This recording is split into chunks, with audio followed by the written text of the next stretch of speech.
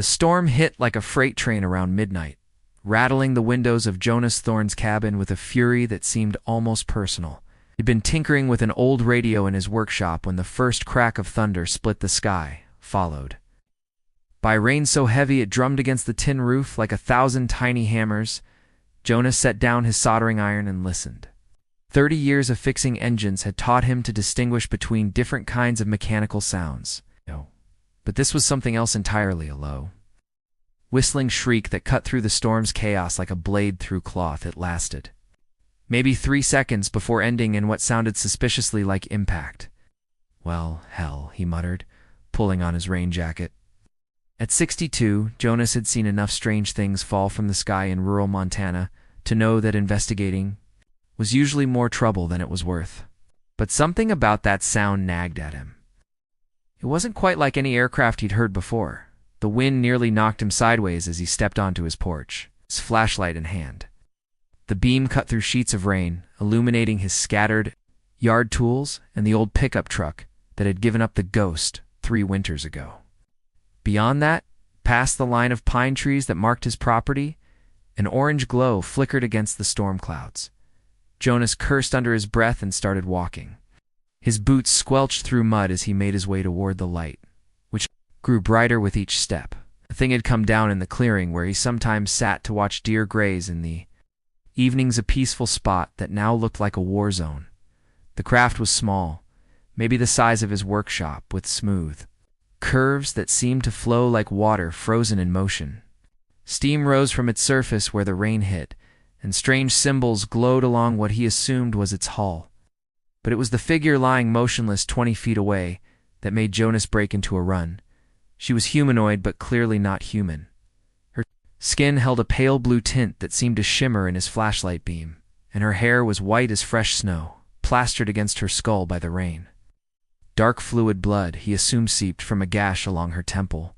She wore what looked like a form-fitting silver bodysuit that had been torn in several places. Jonas knelt beside her, checking for a pulse at her throat. Her skin felt cool, but not cold, and he could feel the steady rhythm of her heartbeat. Whatever. She was alive. The smart thing would be to call the authorities. Let someone else deal with whatever diplomatic nightmare this represented. But as Jonas looked down at her unconscious face, slack with exhaustion and pain, he found himself thinking of his late wife, Margaret. She'd never been able to turn away from anything that needed help, whether it was a stray cat or a neighbor in trouble. No. "Margaret would have had my hide if I left you out here," he said softly, then scooped the alien woman into his arms and carried her home through the storm. Kira drifted back to consciousness like a swimmer rising from deep water, aware first of warmth, then of the absence of pain. Her last clear memory was her ship's hull buckling under atmospheric pressure she'd miscalculated. Alarms, screaming. In 3 languages, as the ground rushed toward her, now she lay on something soft beneath clean-smelling fabric. A fire crackled nearby, and she could hear the steady patter of rain against windows. The air smelled of wood smoke and something else, food, perhaps. Her stomach clenched with sudden, desperate hunger. She opened her eyes to find herself in a small, cluttered room filled with mechanical parts, books, and photographs.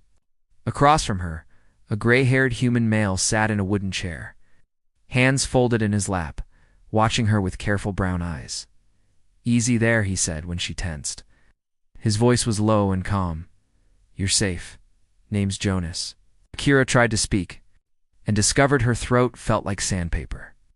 Jonas seemed to understand, reaching for a glass of water on the table beside him. He approached slowly, telegraphing every movement, and held it out to her. She studied his face as she drank. Weathered but kind, with the patient look of someone accustomed to dealing with frightened creatures. When she'd drained the glass, she managed to whisper Kira. "Good to meet you, Kira," Jonas said, settling back into his chair. "You gave me quite a scare out there. How are you feeling?" She took inventory of her body. The gash on her head had been carefully bandaged, and someone had cleaned the mud and blood from her hands and face. Her suit was torn but functional. Most importantly, she was alive when she had every reason to be dead. "Why?" she asked. Jonas tilted his head. Why? What? Why help me? The words came easier now, though her accent made them sound strange to her own ears. I am ... not like you. Jonas agreed, but you were hurt and alone in a storm. Seemed like reason enough. Kira stared at him. In her experience, differences between species led to suspicion at best, violence at worst. She'd fled her homeworld because of such differences, watched her family die because they belonged to the wrong genetic line. You are not afraid? She asked. Jonas considered this. Little bit, he admitted. But my wife always said, fear's just your brain, asking if you've got enough information. Right now, all I know is, you needed help, and I could provide it. Everything else can wait. The mention of his wife made Kira glance around the room again. She saw no feminine touches, no second presence. The past tense told its own story. She is gone, Kira asked gently. 3 years now, Jonas said. Cancer, cleared his throat. You hungry? Made some soup while you were out? Kira nodded, touched by the change of subject and the kindness it represented. When Jonas returned with a steaming bowl, she accepted it with both hands, savoring the warmth that spread through her fingers. The soup was simple vegetables and broth, but it tasted like safety. Deputy Elena Vasquez had been driving the mountain roads for 2 hours when she spotted the smoke rising from Jonas Thorne's property. The storm had knocked out power lines and flooded 3 bridges, keeping her busy since dawn with accident reports and welfare checks. But the call about a possible aircraft crash had priority, especially with military brass breathing down the sheriff's neck about unidentified aerial phenomena. She pulled up to Jonas's cabin just as he emerged from his workshop, wiping his hands on an oil-stained rag. They'd known each other for years. He'd fixed her patrol car more times than she could count, always refusing payment beyond a home-cooked meal.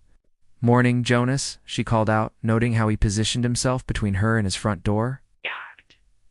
Got a report about something coming down hard last night? You see anything? Jonas studied her face for a long moment. Lena had always appreciated his directness, but now she sensed him weighing his words carefully. Might have, he said finally. Coffee's hot if you want to come in and talk about it. Alina followed him inside, immediately noticing the extra mug on the counter and the faint scent of unfamiliar soap. Her trained eye cataloged other details. 2 plates in the drying rack, an unused blanket folded on the couch, the careful way Jonas moved as if someone might be sleeping nearby. Jonas, she said quietly, whatever happened here, I need you to know I'm not wearing my badge right now.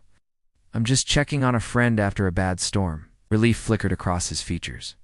Appreciate that, Elena. Sit down. This might take a minute. He poured coffee for both of them, then called softly toward the back of the house. Kira, could you come out here, please? There's someone I'd like you to meet. Elena's hand instinctively moved toward her weapon when the woman appeared, then froze as her brain processed what she was seeing. Pale blue skin, silver white hair, and eyes the color of winter sky. Definitely not from around here. Alina caught herself, cleared her throat. Hi there. Kira remained in the doorway, poised to flee. You are law enforcement, she said. It wasn't a question. I am, Alina admitted. But right now I'm off duty and drinking coffee with friends. She can't go back out there, Jonas said. Ship's totaled, and she's got nowhere else to go, Elena looked between them, seeing the protective set of Jonas's shoulders and the careful trust in Kira's posture. Whatever had happened between them overnight, bonds had been formed. Tell me what you need, she said. Over the next hour, Kira shared fragments of her story. War on her homeworld. Family killed for their genetic markers. Months of running before finding passage on a refugee transport that broke down in the outer system. Her small escape pod limping toward the nearest habitable planet. The military's got satellite tracking on anything that comes down, Alina said when Kira finished. I'll be here by evening, maybe sooner. Can you buy us time? Jonas asked. Alina stared into her coffee cup, thinking about protocols and career, advancement, and the oath she'd taken to serve and protect. Then she thought about the fear in Kira's eyes and Jonas's quiet determination to help. Storm knocked out a lot of equipment, she said slowly. Might take a day or 2 to get accurate readings on that crash site. Radio interference. You understand? Jonas nodded. Understood. It gives us time to figure out a better solution, Alina continued. I know people. Quiet people who help folks disappear when they need to. Kira stepped forward. Why would you do this? Risk your position for a stranger? Lena stood, straightening her uniform. Because my grandmother came here with nothing, running from people who wanted to hurt her family. Someone helped her then. Maybe it's my turn to return the favor. Dr. Marcus Webb had seen plenty of unusual injuries during his 40 years practicing medicine in rural Montana bear maulings, chainsaw accidents, and one memorable incident involving a man who'd tried to wrestle a bull moose. But when Alina Vasquez called, asking him to make a house call with no questions asked, he hadn't expected this. The alien woman sat perfectly still on Jonas's kitchen table, while Marcus examined the gash on her forehead. Her physiology was remarkably similar to human, though her blood had a slightly different composition and her bone density was considerably higher. Concussion's mild, he said, stepping back. Skull's harder than ours, probably saved her life. These lacerations on her arms will heal fine with proper care. Thank you, Kira said softly. I am in your debt.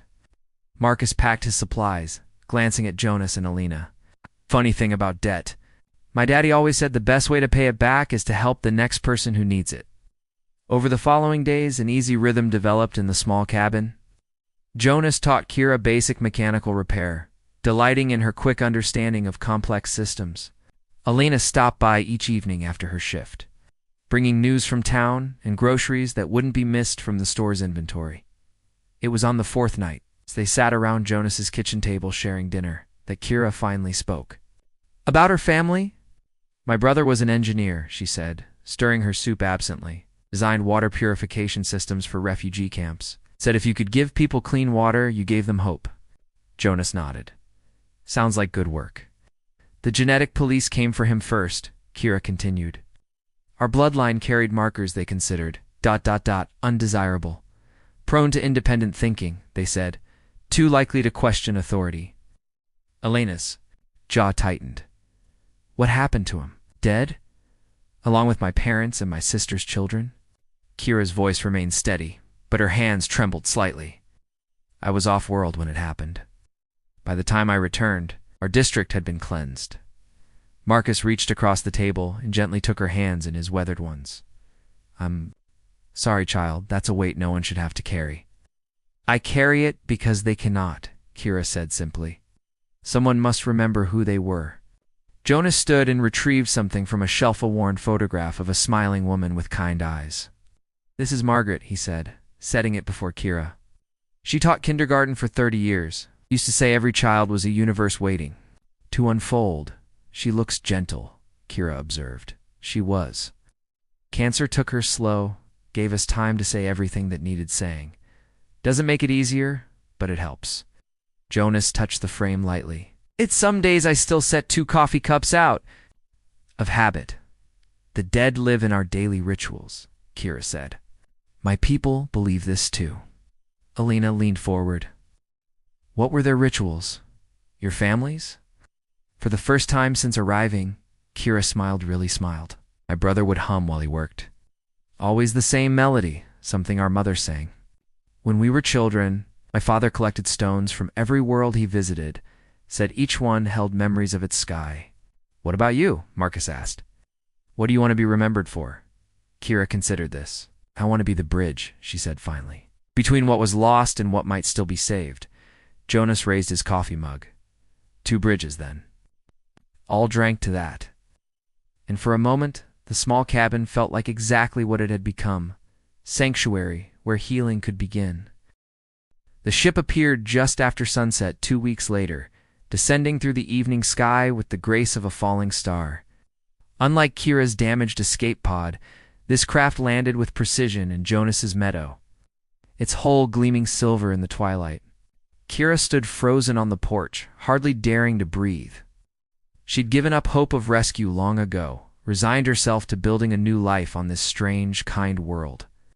But the symbols glowing along the ship's hull were unmistakably from her homeworld. The airlock cycled open with a soft hiss, and a figure emerged.